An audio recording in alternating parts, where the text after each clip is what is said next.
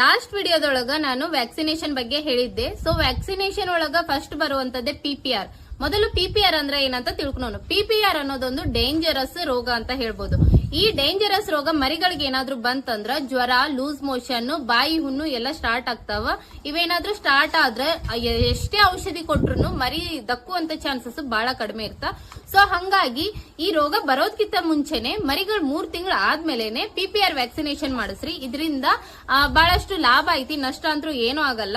PPR schedule ಬಗ್ಗೆ ಹೇಳ್ಬೇಕಂತಂದ್ರೆ ಮರಿ 3 ತಿಂಗಳು ಆದ್ಮೇಲೆ ಫಸ್ಟ್ ಡೋಸ್ ಕೊಡ್ತಾರ. ಸೊ ವರ್ಷಕ್ಕೊಂದೇ ಸರಿ PPR ವ್ಯಾಕ್ಸಿನೇಷನ್ ಕೊಡ್ತಾರ.